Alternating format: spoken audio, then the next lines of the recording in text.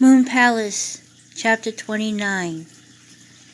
It did not take long to tidy up her studio apartment near UIC, University of Illinois, Chicago, where Maylene rented since June, right after the house was sold. The plane ticket was placed on the kitchen counter, along with her passport and other identifications in a luggage by the door. She was getting ready to go to O'Hare Airport for an approximately 18-hour flight to Fuzhou Chang'o International Airport in China.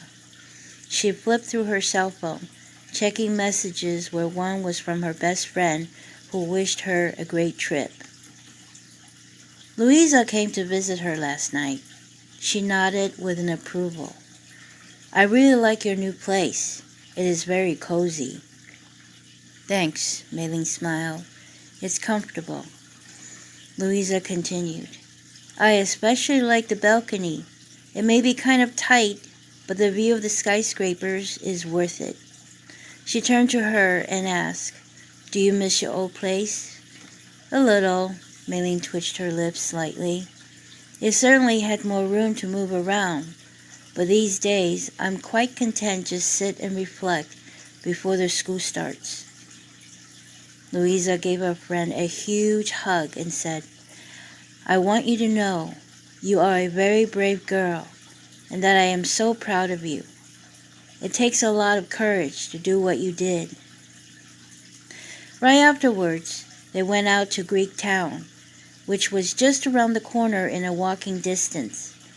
The women found a bistro with high ratings and ordered traditional pita spreads, baba ganoush, smoked salmon, and tzatziki. To accentuate the bon voyage, Louisa suggested saganaki. They both cheered and laughed when the waiter poured the alcohol over the cheese and lit it. The flame was nearly tall enough to almost set the man's hair on fire. "You look happy, Maylene," Louisa said quietly with a grin. "I think I am." The candlelight on the table seemed to show twinkles in her eyes. "It would have been nice if I had a chance to meet him." "I wasn't ready," Mary replied apologetically. "I understand," Louisa nodded. "Maybe someday." She then grimaced. "You will come back to visit me, won't you?" Maylene chuckled. "What are you talking about? I'll be back in a couple of weeks."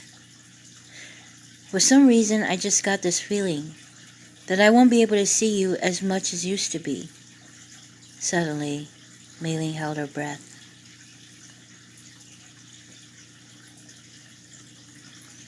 Moon Palace, Chapter 30.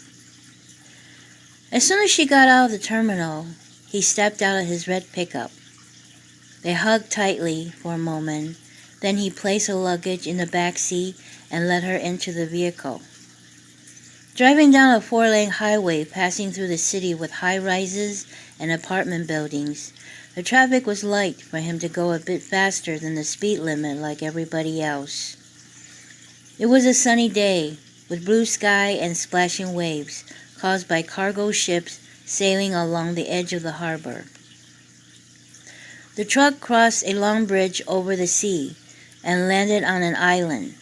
In it was a marina, followed by a white sandy beach and a crescent hill just as he described it months ago. There were several commercial fishing boats parked along the side of a large processing plant with a gate that has his family name on it. Several people waved at him as they drove through the property while zigzagged around the forklift trucks with large crates moving in and out of the building.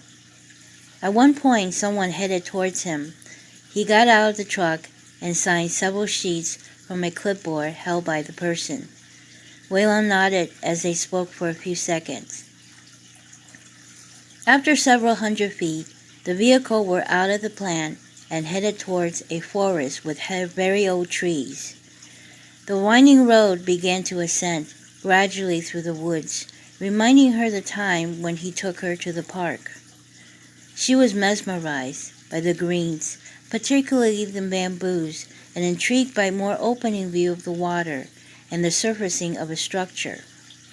As they pulled in a semicircular driveway, she noticed the large house has tall wooden walls that stretch in all four directions, along with glass window panels and a huge wooden carved double front doors with marble boulders and waterfalls on both sides. Mei-ling looked to Wei-Long with bewilderment. In return, he smiled and gave her a kiss on the lips. He got out, went to her side, opened the door, and helped her out of the truck. He took her hand and squeezed. He said, "Come, my father is looking forward to meet you." 3 people were standing in a large patio overlooked the ocean. The man placed his arm over the woman's waistline as he introduced her to a smiley, elderly man.